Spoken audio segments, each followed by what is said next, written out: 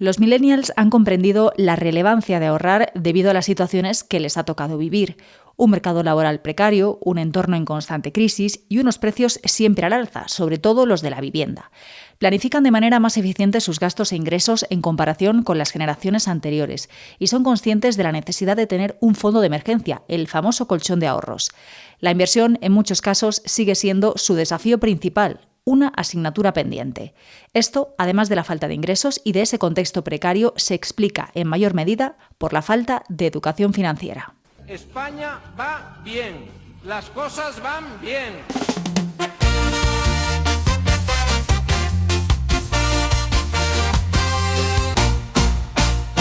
España va bien. ¿Por qué es importante hablar de educación financiera y de dónde invertir nuestro dinero? Tanto si eres de generación Z como si eres como nosotras, millennials, somos el grupo adulto de población que, al disponer de más años por delante en la vida, las consecuencias de nuestras decisiones financieras tendrán mayor alcance. Por ejemplo, en lo que se refiere a la acumulación y gestión de ahorro, pudiendo obtener unos resultados que en otros casos no sería posible por falta de tiempo para materializarse.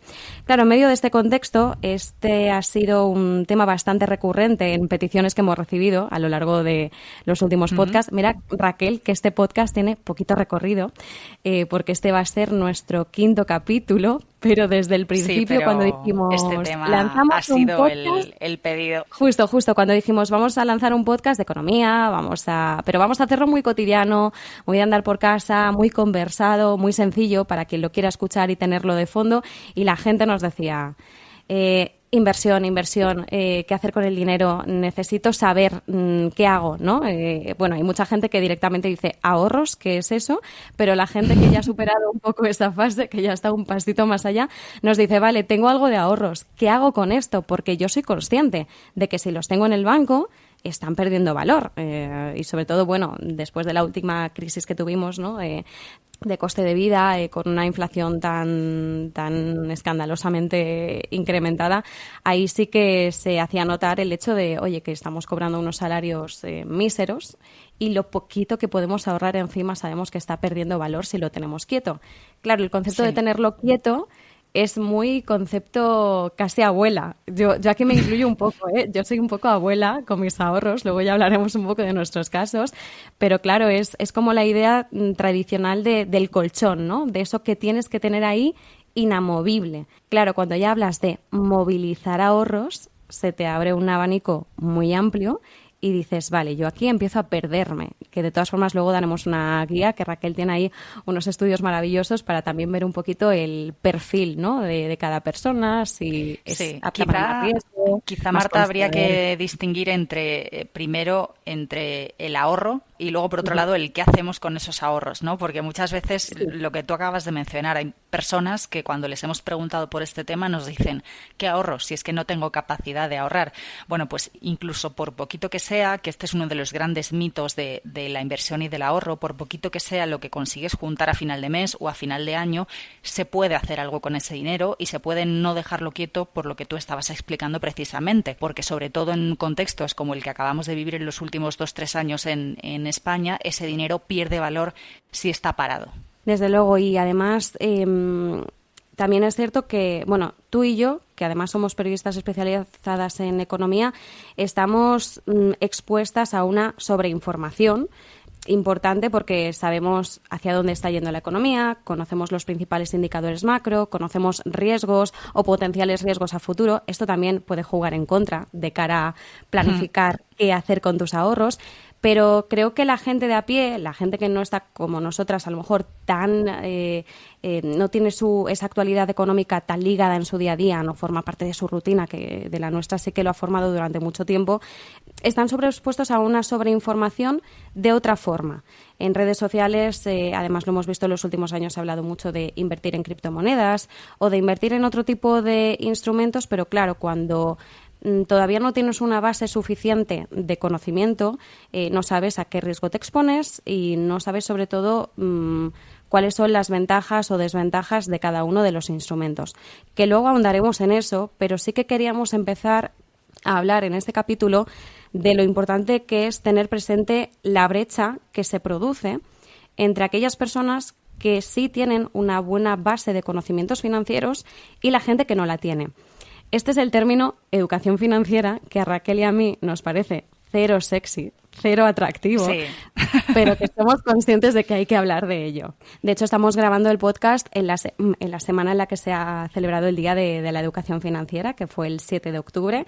Vamos a ver si conseguimos transmitir algo de información de manera cercana y de manera sencilla, ¿no? Algo que sea fácilmente entendible o al menos algo que permita para quien nos escucha y no sabe nada de esto, que le permita sentar unas bases para poder empezar a tomar decisiones sobre qué hacer con su dinero. Sí, y nosotras vamos a intentar que sea un poquito más atractivo y lo vamos a hacer más llevadero, o al menos eso es el propósito inicial de este podcast. Entonces, hablemos de brecha, porque esto es importante y también lo tenemos que entender. Se habla mucho de una carencia importante, ya empezando desde el punto de vista de la educación que parte de las escuelas, ¿no? Es cierto que no hay ninguna asignatura que esté más encaminada en entender las finanzas domésticas. Quiero decir, llega un punto de tu vida en el que tú tienes que interpretar una factura o tienes que entender cómo debes hacer la declaración de la renta y no tienes esas herramientas porque nadie te las ha explicado y como da por hecho que en algún punto un miembro de tu familia te va a explicar cómo hacer esto y luego cuando eres adulto te das cuenta de que ese miembro de la familia que tú creías que te lo iba a explicar tampoco lo tiene del todo claro. Entonces dices, ¿cómo podemos permitir que esto siga sucediendo? Porque sí que España juega en desventaja con otros muchos países en cuanto a nivel de educación financiera y esa es una asignatura que tenemos pendiente. De hecho, en el último informe PISA se hablaba de ello. De hecho, 4 de cada 10 alumnos españoles no saben interpretar una factura ni una nómina. Y aquí nosotras nos preguntábamos, vale, esto es lo que dice el último informe PISA sobre esta gente más joven. ¿Qué pasa con los millennials? ¿Nosotros sabemos más que los alumnos de ahora? Yo creo, bueno, Raquel, que la respuesta genérica es no.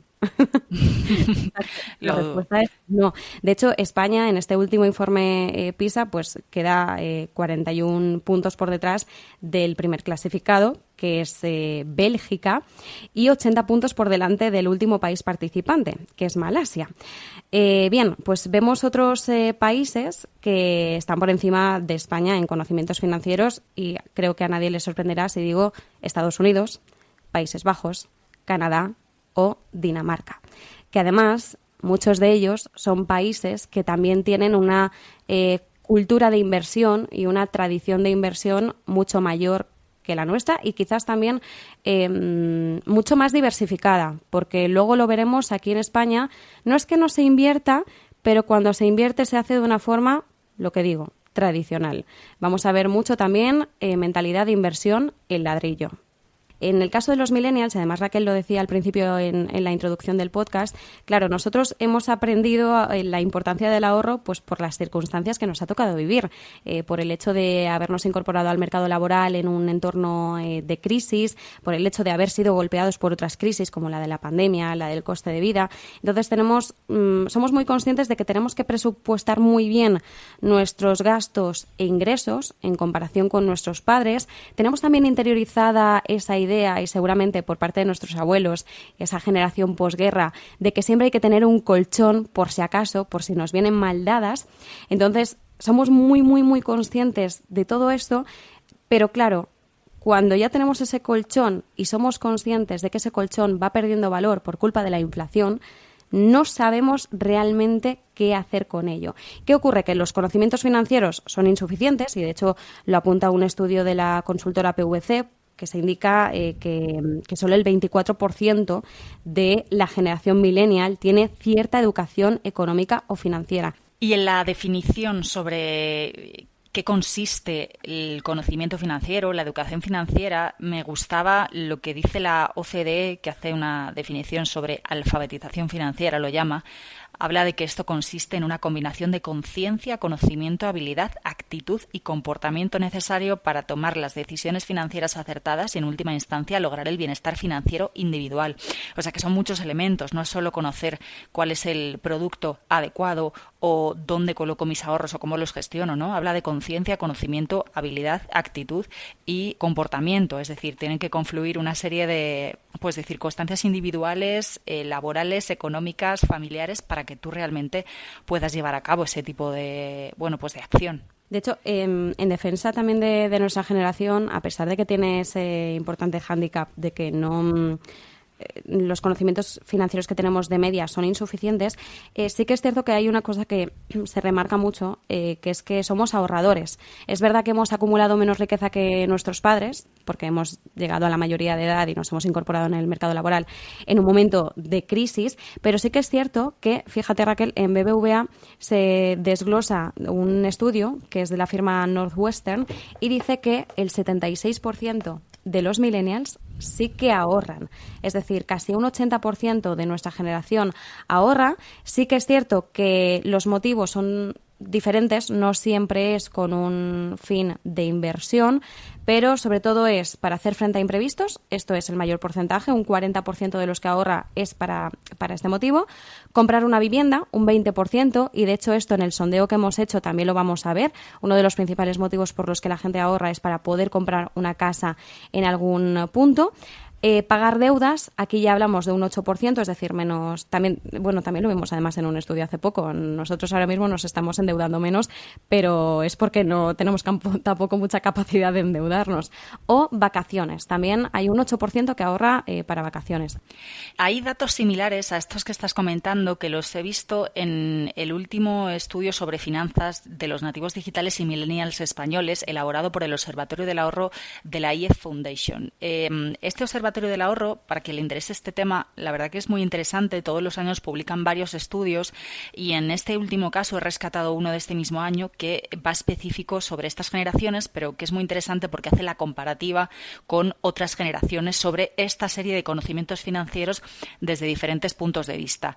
Voy a intentar explicarlo, pero quizá para que le interese es más fácil ver las tablas, ver el propio estudio, porque hay una serie de gráficos y de datos que se entienden más claro cuando lo miras. Pero para ver este nivel de conocimientos financieros, analiza varias dimensiones el estudio. En primer lugar, lo que llama dimensión de la capacitación financiera. Se refiere a la comprensión sobre esos conocimientos financieros, ¿no? Entonces, hacen unas preguntas, hacen una serie de cuestiones para medir ese conocimiento objetivo de los conceptos financieros que la literatura considera que son relevantes para poder tomar esas decisiones económico-financieras de la mejor manera posible, ¿no? Entonces, toman 4 conceptos y son la inflación, la diversificación, el interés simple y el interés compuesto. Y si atendemos a esta generación entre los 30 y 39 años, por ejemplo, lo que mejor se conoce, el concepto que mejor se conoce y que mejor se entiende, tanto en esta generación como en las anteriores y las posteriores, es el concepto de inflación, sobre todo en los últimos años, ¿no? Esa subida sostenida de los precios. El siguiente concepto que mejor se entiende es el interés simple, ¿no? Ese porcentaje, ese precio del dinero, ese porcentaje que se aplica a una inversión o que se puede aplicar también, por ejemplo, a una hipoteca, ¿no? Un interés. Luego también hablan sobre la diversificación, que sería el tercer concepto que mejor se entiende. La diversificación probablemente lo conozcan nuestros oyentes, se refiere al clásico no poner todos los huevos en la misma cesta, básicamente invertir o colocar tu dinero en diferentes ámbitos, por así decirlo, para que al final, bueno, pues si en una partida va mal, se compensa con otra que va mejor. El clásico no poner todos los huevos en la misma cesta. Y luego también estaría el interés compuesto, ¿no? Que se distingue de ese interés simple porque al final son rentabilidades que se van multiplicando a través de ese interés compuesto. Pero bueno, estos son conceptos que a quien le interese puede meterse en Internet, está muy bien explicado, pero sí que vemos cómo hay unos conceptos como el interés compuesto que están muy mal entendidos o muy poco entendidos y hay otros como esa diversificación o esa inflación que parece que los tenemos un poquito más claro en todos los grupos de edad. También dentro de este estudio lo que se valora es la media de conocimientos sobre los diferentes productos de inversión y eligen varios, ¿no? Como son los fondos de inversión, los fondos de pensiones, los seguros de ahorro de vida, las acciones y los bonos. Y lo que llama la atención es que calibran entre el 1 y el 4, siendo el 1 el menor conocimiento sobre este tipo de productos y el 4 el máximo. Y la verdad es que ninguno de los productos en ninguno de los rangos de edad que se analizan consigue una puntuación superior al 1,5.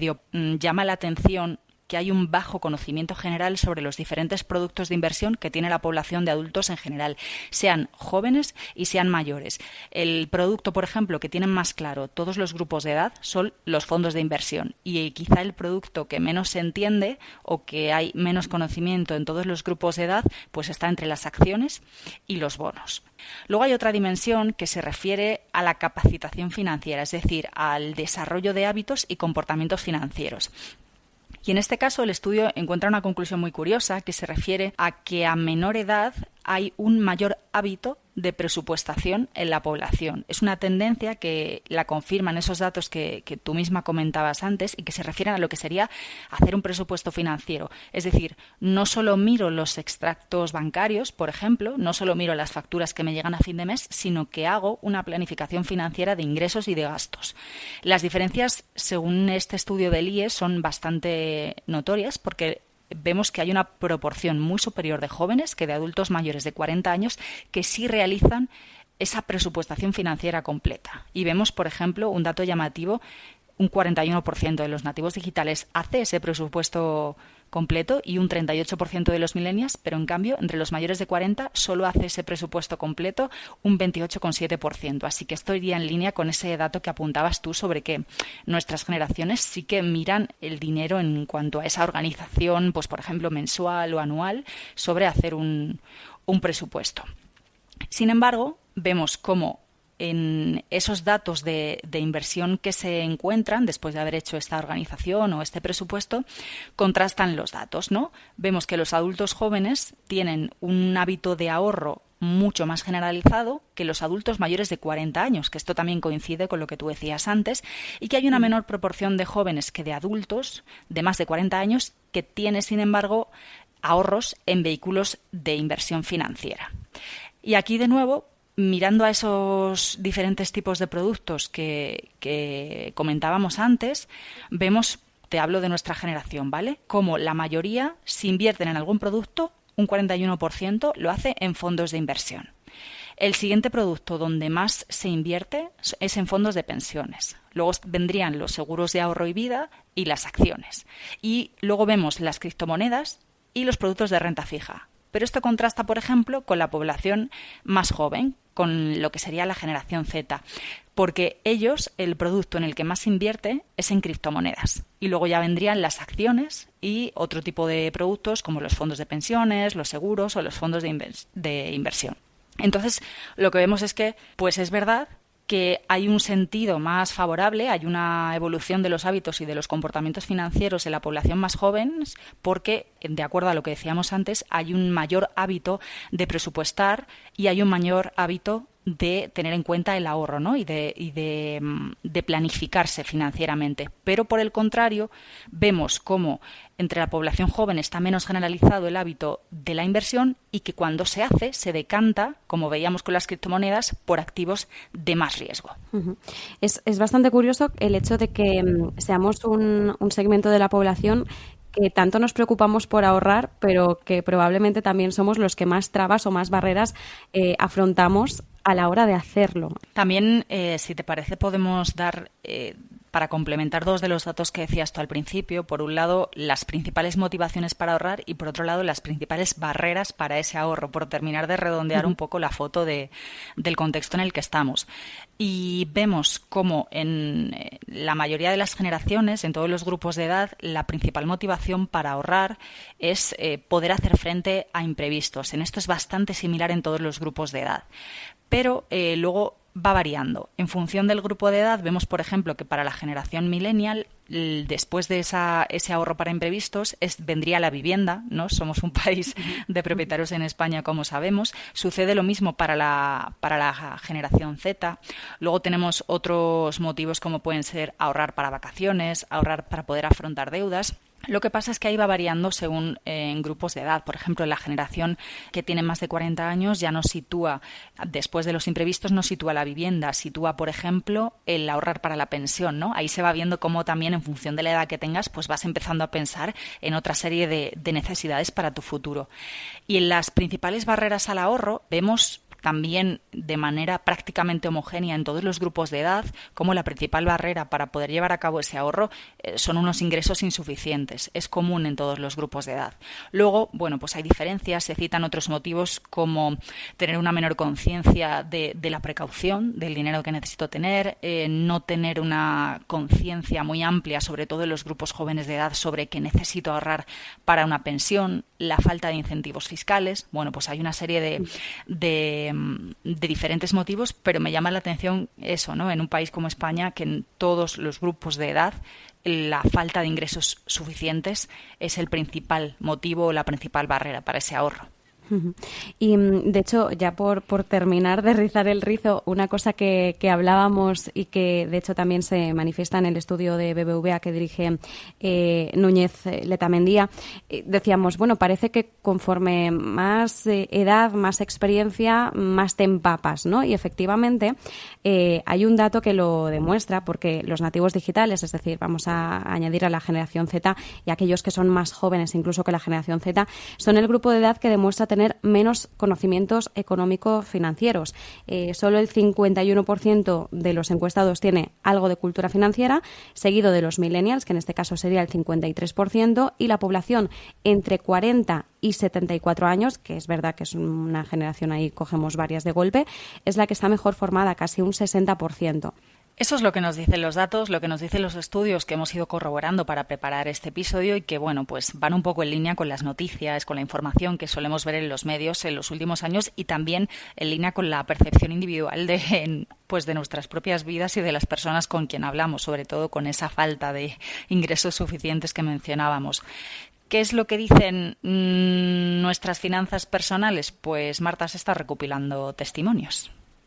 Así es, hemos recopilado una serie de audios y también hemos hecho un sondeo en Instagram. Vamos a empezar con los audios porque en todos ellos vamos a ver que efectivamente hay una fuerte cultura del ahorro, es decir, las personas que nos han respondido son conscientes de la importancia que tiene el ir haciendo pues un poquito de hucha todos los meses.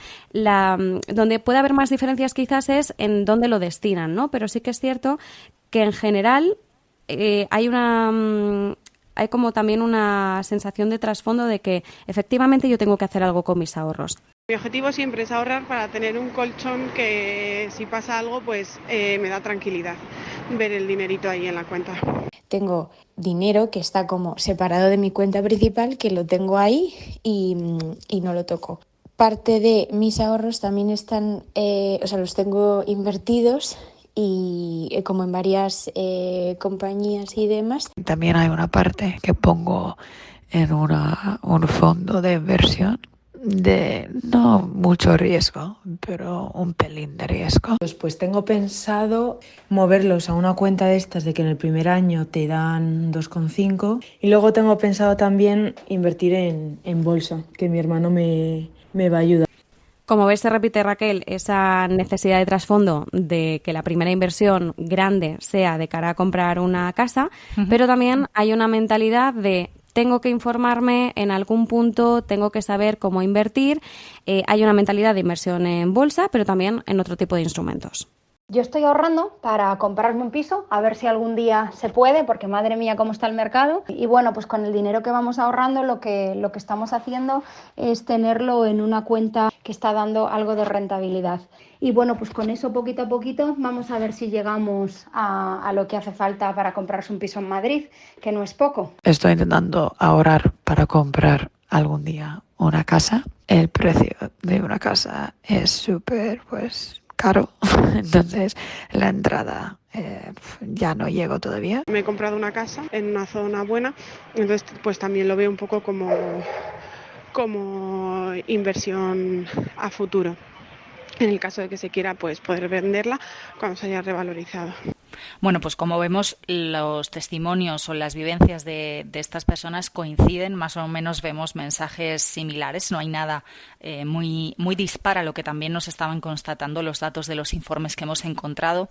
Y te quería traer yo un testimonio que me ha gustado por diferencial. Es una persona que vive en Francia y que precisamente habla de cómo ese contexto de vivir en otro país con un nivel de educación financiera mayor le ha acercado más a la inversión y a la diversificación también.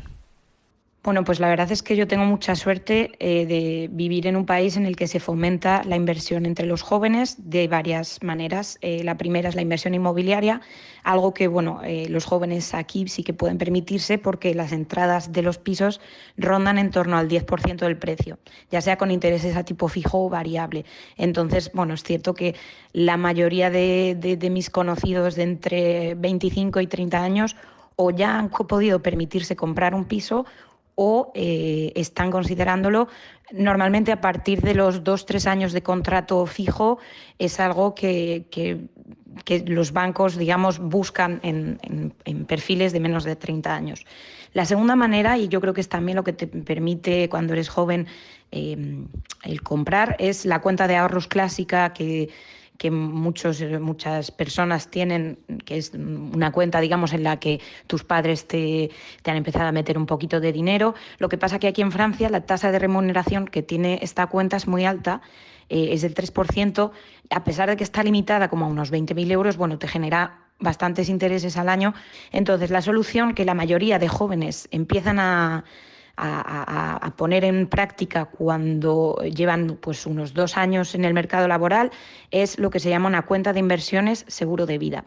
Esta cuenta de inversiones se llama seguro de vida porque no tiene, digamos que no genera ninguna rentabilidad hasta que no llevas 8 años invirtiendo en esa cuenta. En mi caso, por ejemplo, decidí empezar el año pasado a invertir unos 150 euros al mes en este tipo de cuenta. Le confié esta suma al padre de un amigo cercano para asegurarme también de que iba a respetar mis deseos de inversión. Y estos 150 euros al mes se dividen entre inversión en energías renovables y fondos europeos. Es lo que mi consejero financiero llama una inversión conservadora, porque básicamente apuesto por una inversión modesta en valores seguros, que son las energías renovables, que están muy de moda ahora mismo, y sobre todo los fondos europeos. Me parece que es como el equivalente de los bonos del Estado en España. En Francia directamente se invierten en la Unión Europea. Digamos que con estas maneras de ahorrar que el sistema francés y sobre todo mi entorno me han facilitado, porque es cierto que algo que yo jamás hablo con mis amigos españoles es qué manera para ahorrar, seguro de vida, si tienes un plan de pensiones. Digamos que me están permitiendo gestionar también un poco esa ansiedad de nos vamos a quedar sin jubilación, que digamos que entre los medios de comunicación, digamos los expertos más pesimistas, nos están un poco metiendo a los jóvenes en la cabeza.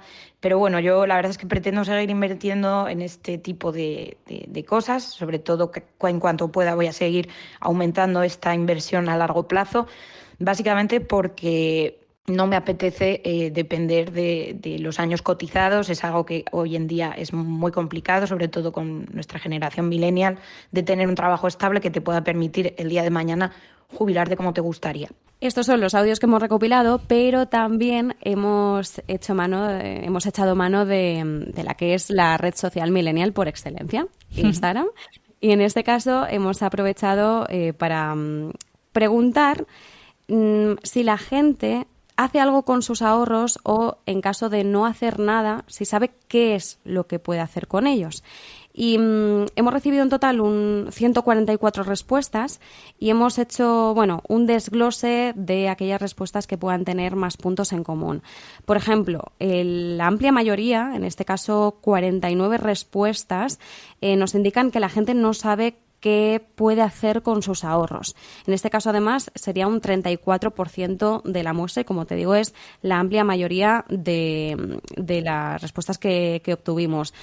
Era o no, o tengo ahorros pero no sé qué hacer, no tengo educación financiera y soy consciente, no sé cuáles son los instrumentos de inversión que más se adaptarían a mí, todos aquellos que mostraban una clara negativa y dudas o desconocimiento sobre el tema.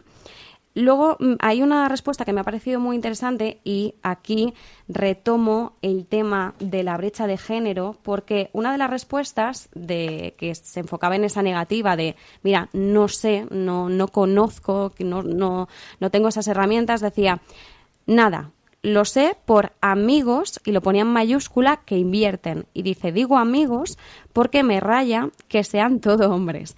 Entonces, dentro de las muchas brechas que hay en esta falta de cultura financiera, y en este caso, pues, caso más acuciado en España, que es el caso que estamos abordando porque es el que nos toca a nosotras, pues efectivamente hay un problema en España en medio de los avances que se están haciendo en igualdad de género, porque hay una disparidad en la educación financiera entre hombres y mujeres. Como decimos, al no ser una educación que parta de las instituciones educacionales, pues tanto colegios, institutos, etcétera, al final nos formamos de forma individual.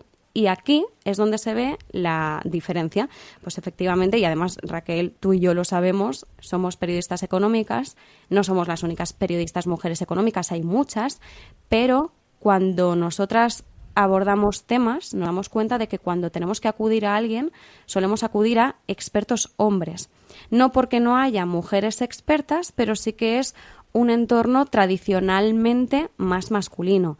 Lo vemos a la hora de poder pedir, pues eso, consulta por parte de expertos. Lo vemos en el tipo de audiencia que tenemos en los medios de comunicación especializados en economía, que la mayor parte son hombres. Sí.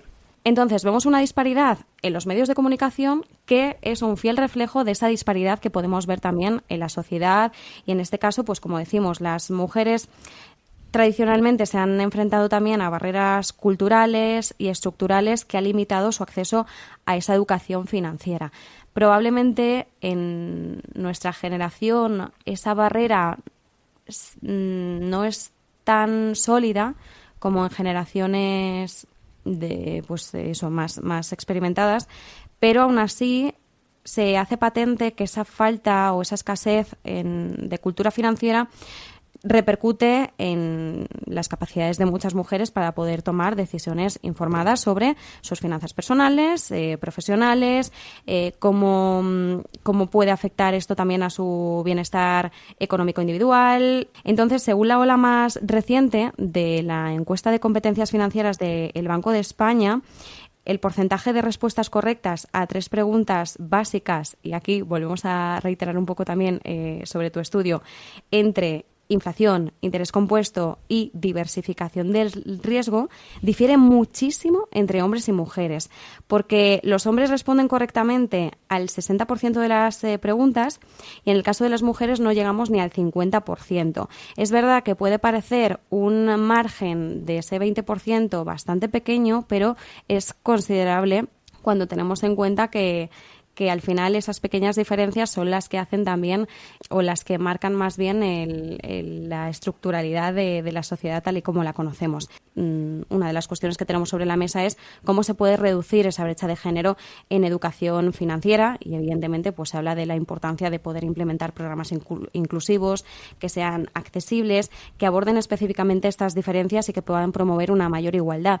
También yo aquí añadiría que quizás si las finanzas se contaran desde otro punto de vista, la cosa cambiaría. Yo creo que también se percibiría como un entorno menos hostil. A mí a veces me parece que se habla de economía y de finanzas de una forma más agresiva, no sé si a ti, Raquel, te parece lo mismo, y que eso quizás hace que muchas personas, y yo ya no solo hablo de mujeres, pero que muchas personas simplemente no se vean atraídas por el tema. Sí, yo no sé si, no utilizaría la palabra agresiva, pero a mí siempre me ha dado la percepción durante todos estos años en este sector de que se habla un poco, no sé si desde un pedestal o con un enfoque muy concreto. Mi percepción, yo lo resumía siempre diciendo como hablamos para señoros con corbata. Hablando un poco así, porque al final son temas complejos, son temas que a priori pues asustan, son temas que desconocemos. Por supuesto, si desde el colegio no hubiera esa serie de conocimientos, se fueran dando igual que cualquier otra asignatura, pues tendríamos menos miedo a acercarnos a esos temas y tendríamos un poco más de base para oír hablar de ellos, ¿no?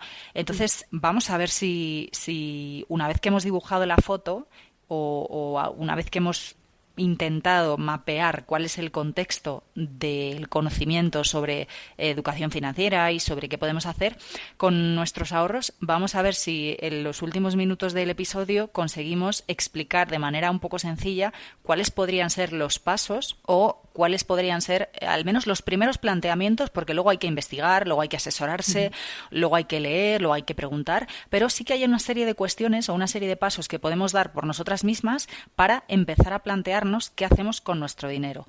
Antes de empezar en la parte de qué hago para empezar a invertir, yo sí quería hablar del presupuesto. Hemos hablado antes de que somos una generación más dada a hacer presupuesto y uno de los errores o uno de los fallos que yo veo en mi entorno es que se hace al revés. Me explico. Hay mucha gente que dice, no, a final de mes, si me sobra algo, lo ahorro. Error. Este es el primer error que cometemos. A principio de mes, cuando tú cobras tu nómina, te haces una planificación para el mes, ¿no? El consejo es cuáles son tus gastos fijos, lo que sí o sí vas a tener que pagar, como por ejemplo el alquiler o la hipoteca, cuáles son tus gastos variables, ¿no? Esos gastos que, bueno, pues puedes hacer una estimación pero que quizá no son tan fijos, pues este mes quiero salir a cenar fuera un día, no sé, me lo estoy inventando, ¿no? Depende un poco de la situación de cada persona. Y en función de eso te haces un presupuesto.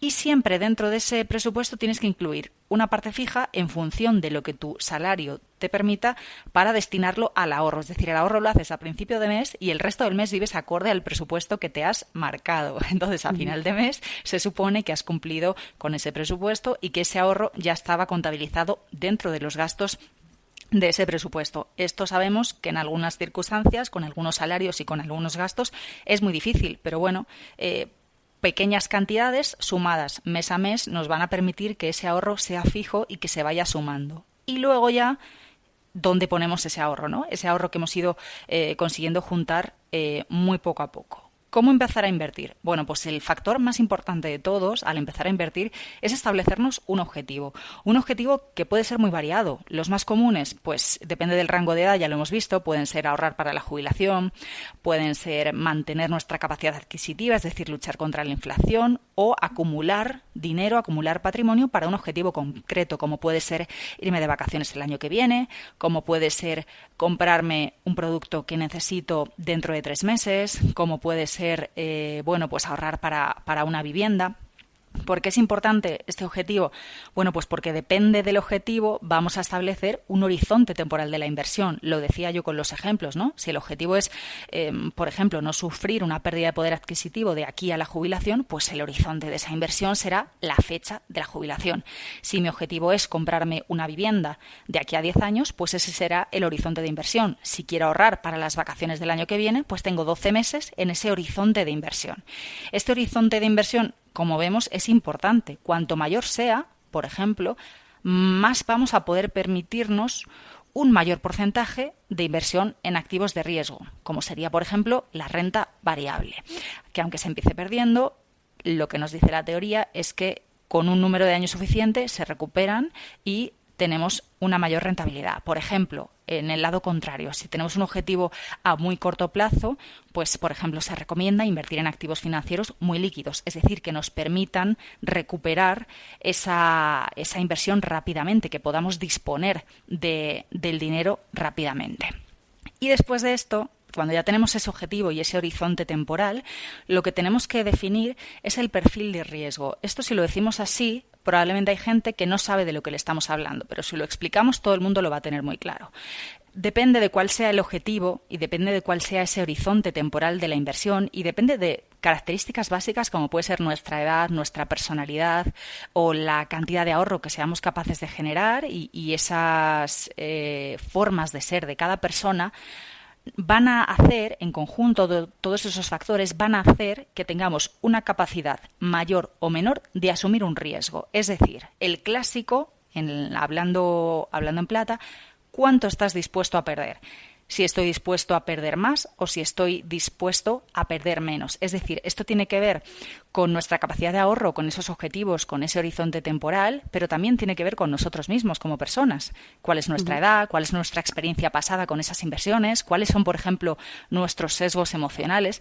Todos esos casos hay que tenerlos en cuenta porque hay que tener en cuenta un concepto que vamos a explicar ahora, y es que un menor riesgo implica menor rentabilidad y un mayor riesgo implica una mayor rentabilidad. Entonces, hay en Internet un montón de páginas donde tú pones en Google obtener mi perfil de riesgo como inversor y te salen un montón de páginas donde tú puedes calcular tu nivel de riesgo en función de unos perfiles que normalmente se suelen dividir en 3 o 4. Estaría el inversor conservador, que es decir, yo por mi forma de ser o por mis circunstancias, por los factores que explicábamos antes, pues necesito una inversión muy segura y eso va a significar que es una inversión que va a generar menos rentabilidad. Podemos tener a un inversor moderado frente al conservador, que en este caso busca algo de estabilidad pero quiere algo de rentabilidad, es decir, se expone un poquito más al riesgo porque a lo mejor, por ejemplo, invierte a medio plazo.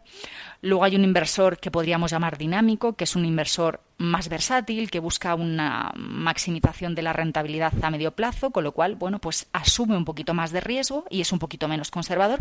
Y luego estaría ya este inversor que es mucho más tolerante al riesgo, que invierte a medio plazo, que puede llegar a asignar un porcentaje mayor de activos como la renta variable, ¿no? Que tiene una menor aversión al riesgo. Que, por cierto, los millennials, aunque somos una generación joven y podría parecer que en general podemos tener un mayor apetito por el riesgo o que podemos tener un perfil pues más cercano a ello, en general se nos define como una generación conservadora en nuestras inversiones. Bueno, pues con eso ya tenemos algunos de los conceptos clásicos o básicos que es importante tener cuando hablamos de inversión. Hemos definido o hemos tenido en cuenta que hay que organizar un presupuesto, que tenemos que definir un objetivo, que tenemos que tener claro cuál es el horizonte temporal de esa inversión y ya sabemos, sea el que sea, nuestro perfil de riesgo. Hablábamos del binomio rentabilidad-riesgo y hablábamos también antes de la liquidez. Esto se conoce como triángulo de la inversión. Lo recordamos para que quede bien claro el riesgo, qué grado de riesgo estoy dispuesto a asumir, la rentabilidad, qué rendimiento, qué beneficio espero obtener y cómo los compagino ambos, y luego estaría esa liquidez o ese plazo, ¿no? En cuánto tiempo voy a necesitar mi dinero, depende de qué producto elija, finalmente voy a disponer en todo momento de ese dinero o es un dinero del que no voy a disponer en un corto o medio plazo, siempre dependiendo de qué producto sea. Y dicho esto, Marta, ¿cuáles son esos principales productos, alternativas de inversión? ¿Dónde podemos empezar a poner el dinero una vez que ya tenemos claro todos estos conceptos y cuál es nuestra relación con ellos? Vamos a enumerar una serie y también te voy a decir cuáles son los que más se están repitiendo en ese sondeo que hemos hecho, ¿vale? Podemos invertir en fondos de inversión, en acciones, que es la bolsa misma, depósitos, fondos de pensiones, seguros de ahorro, bonos, que sería la renta fija, o luego pues podemos tener materias primas, el oro suele ser una de las más tradicionales, o criptomonedas, que como hemos dicho es muy popular entre aquellos nativos digitales. Bien, en el caso del sondeo que nosotras hemos hecho, lo que más se repite son las cuentas remuneradas, que también son llamadas depósitos, los fondos indexados, los planes de pensiones y las letras del tesoro. Aún así te diré que tengo mis dudas sobre el tema de los planes de pensiones, porque a veces se confunde fondo y plan de pensiones. Entonces, sí, no sé si la gente que me ha respondido plan de pensiones es un plan de pensiones al uso o se trata de un fondo de pensiones, ¿no? Porque a veces se habla indistintamente de ello, pero es erróneo. Claro, porque los fondos de pensiones estaríamos hablando de unos vehículos de inversión concretos que están diseñados para acumular ahorro a largo plazo, normalmente, como decíamos antes con el ejemplo, con vistas a esa jubilación, y es un dinero que se coloca en diversos activos y las ganancias de ese fondo, bueno, pues dependen al final del rendimiento de estos, pero como decíamos, con ese horizonte a largo plazo temporal que es la jubilación. Y luego pues el plan pues sería un instrumento de ahorro pues es provisional, es más a largo plazo, que se destina pues bueno para generar ese dinero extra que nos permita complementar aquellos ingresos que nosotros tengamos de nuestra pensión pública después de la jubilación. Entonces, en este caso, los planes de pensiones lo que permiten es que los partícipes perciban las prestaciones en forma de renta o capital y a cargo del ahorro que van acumulando, siempre que ocurra algunas de las contingencias o supuestos que permitan rescatar ese dinero que se ha ido depositando poco a poco, como decimos, para complementar la jubilación. No quiero hacer una clase teórica sobre todos estos diferentes productos y alternativas de inversión, pero sí quizá merece la pena explicar un poquito cada uno. Luego ya de verdad que nosotras, hablando mal y pronto, no tenemos ni idea, pero sí que hay una multitud de expertos y de expertas, de gestoras, de diferentes fuentes a las que podéis acudir para conocer un poquito más, pero quizás sí explicar muy brevemente cada una, para que terminar un poco de hacer la foto que decimos sobre alternativas de inversión, ¿no?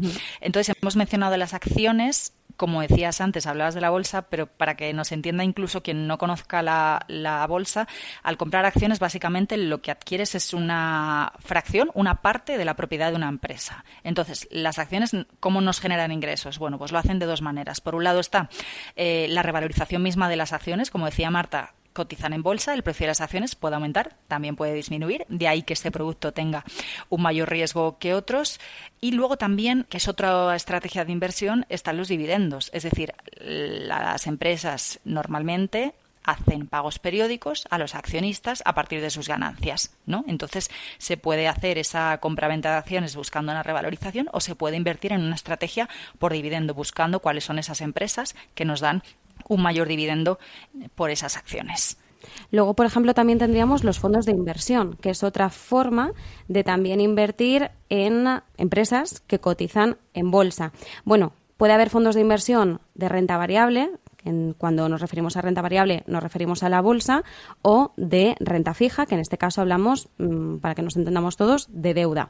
Pero sí que es cierto que si queremos invertir en bolsa y vamos muy perdidos, un fondo de inversión es una forma de no tener que tomar nosotros las decisiones de forma activa sobre si entro o salgo de una empresa, para que nos entendamos, y también es una forma de diversificar, porque un fondo de inversión, para que nos entendamos, es como un carro de la compra, pero quien decide qué mete en ese carro de la compra es un gestor, es la persona profesional.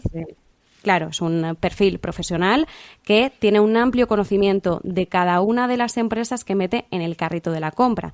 Entonces tenemos este carrito de la compra que está formado pues por muchas empresas. Cada empresa va a tener un porcentaje distinto dentro de lo que es la totalidad del fondo, aunque a veces el fondo no está totalmente invertido, pero no nos vamos a meter en eso, ¿vale? El caso es que tú adquieres un fondo, pues por ejemplo de tecnología, e invierte, pues me invento, en Apple, en Amazon, grandes tecnológicas, Nvidia, y luego en alguna empresa, pues yo qué sé, un poco más rara, de India, de China. Entonces tienes una diversificación de tipos de empresas, un mismo sector, pero también una diversificación en cuanto a geografía.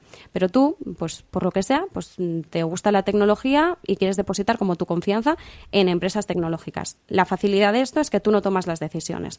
Tú inviertes en el fondo y confías en que el gestor va a hacer lo mejor posible su trabajo. Claro, es muy interesante porque existen una gama, un abanico de fondos de inversión enorme. Increíble, increíble. En este caso, Marta estaba hablando de lo que sería un fondo de renta variable, es un fondo que tiene acciones, con el ejemplo que ella ponía de tecnología, pero hay fondos de todo tipo y que responden a eso que estábamos hablando antes, por ejemplo, del perfil de riesgo. Puede ser un fondo de renta fija que invierta en bonos de estados, que es un producto que tiene menos rentabilidad, pero que también tiene menos riesgo, porque imagínate que tu perfil de riesgo es menor. Puede ser un fondo mixto, ¿no? Que tenga un 50% de renta fija y un 50% de renta variable, o un porcentaje que va subiendo y va bajando en función de ese perfil de riesgo. Con lo cual, los fondos tienen esa ventaja de que están gestionados, como decíamos, por profesionales, pero también tienen esa ventaja que dice Marta de la diversificación, lo cual reduce el riesgo. Y lo que vemos es que se pueden adaptar muy bien a ese perfil de riesgo que tengamos cada una de nosotras. En línea con esto, yo creo que también merece la pena hablar, ya que estamos de fondos indexados, que es una de las herramientas en las que invierten bastante los millennials, que en este caso, pues como bien decía Raquel, si los fondos de inversión tradicional cuentan con una figura que es profesional, que es la del gestor, que es la que toma las decisiones, los fondos indexados tienen, ventajas y desventajas, como todos los instrumentos. Ninguno de los que vayamos a hablar tiene más ventajas que otro. Todo va a depender de la filosofía de inversión de cada uno, de su perfil de riesgo, de sus objetivos y preferencias. Pero los fondos indexados lo que hacen es que replican un índice bursátil, como puede ser el IBEX 35, puede ser el S&P 500 de Estados Unidos, puede ser un índice europeo tipo DAX, Eurostoxx 50, da igual, replican un índice. ¿Qué ocurre? Que en vez de batirlo, como intentan los fondos de inversión de gestión activa, que es el caso del que estábamos hablando antes. Gestión activa es que hay efectivamente una persona que está tomando decisiones de forma activa sobre lo que es la propia composición del fondo. Lo que intentan hacer es simplemente replicarlo, no batirlo, replicarlo, comportarse exactamente igual que lo está haciendo el índice.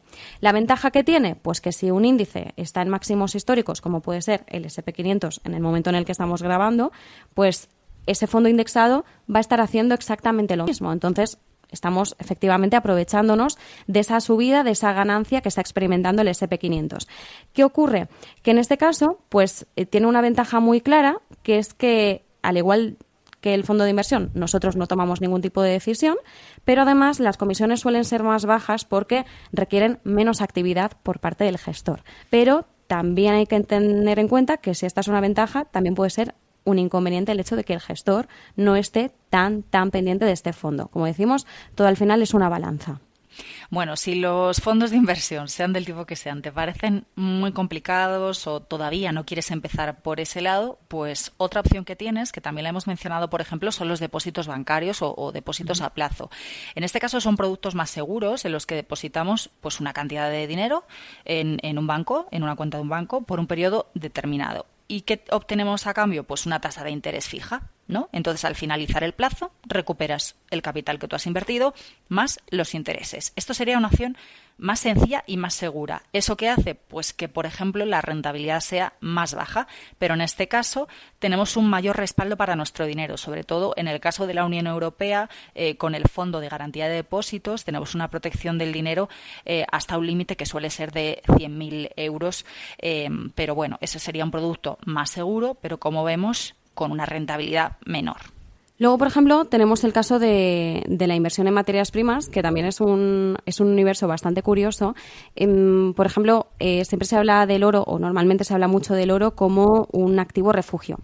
¿Por qué? Uh-huh. Pues porque sabemos que su valor suele perdurar bastante en el tiempo. Es cierto que puede experimentar subidas y también descensos, pero es un tipo de materia cuyo valor se mantiene de una forma mucho más equilibrada a lo largo del tiempo, no pierde valor como puede ocurrir en el caso de las acciones de la bolsa. Entonces siempre es una apuesta más segura. Se suele relacionar con los perfiles conservadores y lo más habitual es, o una de las formas de invertir en oro es invertir en la materia prima de forma física.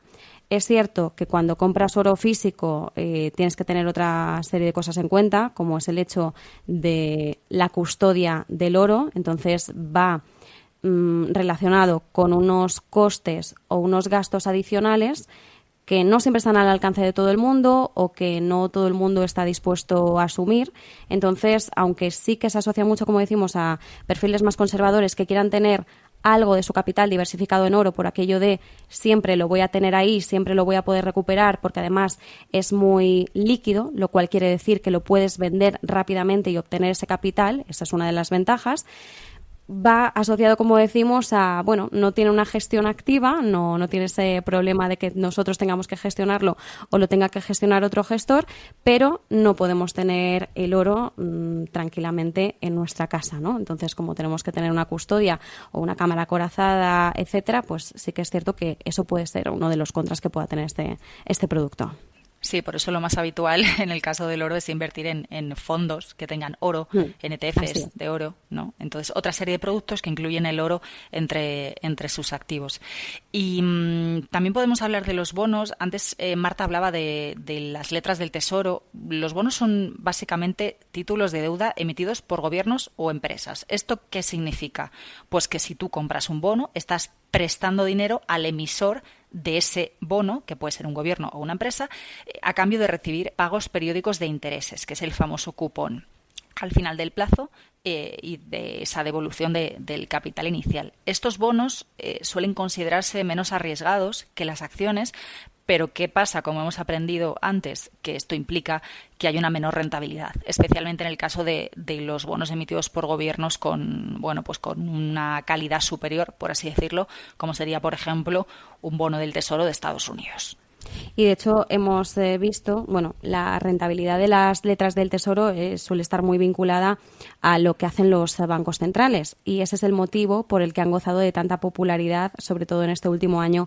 Hemos visto que muchos inversores españoles se han lanzado a por letras del Tesoro por el hecho de que la rentabilidad de las letras está muy vinculada a la política del Banco Central Europeo. Entonces, durante esta etapa que hemos vivido de subidas de tipos, pues han llegado a tocar unos intereses muy altos, cercanos al 4%. Entonces, esto ha hecho que efectivamente, con esa rentabilidad tan atractiva, pues la gente se haya lanzado como loca a comprar letras del Tesoro. Y ahora sí que es cierto que van a ir gozando de menos atractivo, porque lo que sabemos es que los bancos centrales lo que están haciendo ahora es lo inverso. Están recortando tipos, entonces ya no vamos a tener ese entorno de rentabilidad tan alta y, pues va a perder atractivo, pero aún así pues van a seguir ofreciendo una rentabilidad que, como decía Raquel, pues para perfiles más conservadores, pues siempre es una garantía, siempre la tienes ahí, porque es algo que sí o sí pues recuperas. Y en el lado contrario, por ejemplo, para terminar, si te parece, Marta, para perfiles más arriesgados están las famosas criptomonedas, los criptoactivos, que tienen pues cada vez más popularidad y que han crecido mucho en los últimos años. Hablamos de criptomonedas, entre las más conocidas pues a lo mejor están Bitcoin o Ethereum. Son activos digitales que funcionan a través de una red descentralizada basada en blockchain. Son activos tradicionalmente más volátiles, con el potencial también de tener grandes ganancias, pero también grandes pérdidas, con lo cual no son aptos para todo tipo de inversores. En este caso, una de las características es que son activos que no tienen el respaldo oficial de un activo físico, como puede ser el oro, que comentábamos antes, o de un gobierno, como pueden ser los bonos que estábamos comentando ahora. Por lo cual el valor depende de la oferta, de la demanda, de la confianza del mercado, y en el caso de algunas criptomonedas como Bitcoin, por la emisión limitada del activo. Otra de las cosas que hay que tener en cuenta si queremos invertir en criptomonedas es que el modo de hacerlo no es el modo tradicional, ¿no? Hay una serie de características técnicas, hay una serie de de servicios que los podemos encontrar en Internet, que son los encargados de facilitarnos esa compra. Igual que en este caso, pues hablábamos antes de ir a un fondo de inversión que puede estar automatizado, que puede tener un gestor profesional que es el que lo hace, firmamos ese contrato y ponemos nuestro dinero en manos de ese fondo. Pues en este caso, en el caso de las criptomonedas, por ejemplo, hay ahora multitud de plataformas que nos permiten hacer esa inversión. Pero como decimos, es un activo que no tiene el respaldo de un activo físico, de un gobierno, con una regulación que está, pues todavía en pañales, por así decirlo, con lo cual, en el caso de las criptomonedas hay que tener mucho cuidado, hay que tener en cuenta esa volatilidad, hay que tener en cuenta los riesgos y las características específicas. No estoy yo diciendo que no haya que invertir en criptomonedas, estoy diciendo que, como en cada activo, hay que tener en cuenta sus características y sus condiciones y ver si son el mejor producto para nosotras. Lo digo por lo que comentábamos antes, que comentaba Marta, de que pues es un producto, las criptomonedas, que está llamando mucho la atención de los inversores más jóvenes y como decíamos, no siempre con un nivel de conocimiento financiero adecuado, con lo cual cuidado con este tipo de productos, que hay que tener en cuenta muchos más elementos. Hemos dado unas pinceladas básicas, como decimos, de cada uno de los instrumentos de inversión que suelen ser los más habituales. Efectivamente, todavía podríamos tirar del hilo y comentar algunos más, pero por tampoco que no se haga esto eterno, lo vamos a dejar ahí con estas pinceladas, con algunos de los más conocidos, ¿no? Sí, quizá hay más dudas que puedan salir de todo lo que hemos hablado, no sabemos, esperamos que se haya entendido bien, pero si hay más dudas concretas, aclaraciones, correcciones, que también somos humanas y cometemos errores, pues os leemos en comentarios, a la espera de saber si hemos contribuido un poquito a aclarar todo este tema de la educación financiera, del ahorro, de las posibilidades de inversión. Esperamos que sí, os leemos en comentarios. Y una cosa que, bueno, yo creo que se entiende a lo largo de todo el podcast, pero nosotras no dejamos de ser periodistas especializadas en economía, pero no estamos cualificadas para perfilar de forma individual pues el perfil inversor de las personas que tengamos en nuestro entorno. Podemos hacer sugerencias en cuanto a hablar de distintos instrumentos de inversión, pero yo lo digo de cara a que nadie nos escriba un comentario diciendo tengo tal edad, tengo estos ahorros, ¿qué me recomendáis? Porque no es la figura que pretendemos ni podemos adoptar. No, como comentábamos antes, queremos hacer un poco el mapa de cuál es el contexto y cuáles son las posibilidades, pero como también decíamos antes,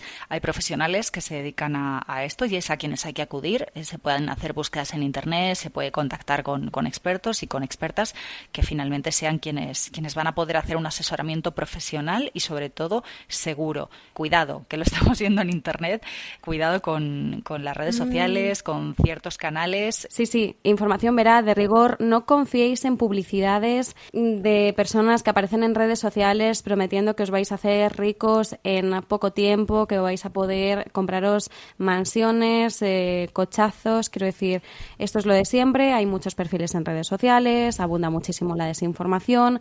Nadie se hace rico. La gente que dice que tiene un método para hacerse rico realmente tiene un nivel de vida elevado, se lo puede permitir, sí, tiene un nivel de vida elevado, se lo puede permitir no por las inversiones que hace, sino por cómo consigue engatusar a gente y ganar dinero a través de esa gente, ofreciendo cursos privados, escribiendo libros que no sirven mucho, de verdad. Plantearos esto, si esta persona tiene el super método para ganar dinero, ¿lo estaría compartiendo con millones y millones de personas o se lo reservaría para sí misma y seguiría utilizando ese método que es infalible? Yo si tuviera el supermétodo, yo no lo comparto. Así que de verdad no os fiéis de estas personas. Sí, por favor, solo asesoramiento profesional y especializado y cuidado con Internet. Es mi gran consejo final. Parece una tontería, pero no es tan obvio y sobre todo en el entorno de las criptomonedas que hablábamos antes, está habiendo muchas estafas y muchos perfiles en redes sociales que, bueno, pues están haciendo más daño que bien. España es una gran nación y los españoles muy españoles y muchos españoles. Muchas gracias. Así que nada, yo después de esto me voy a animar a invertir. Ya me he decidido. Bueno.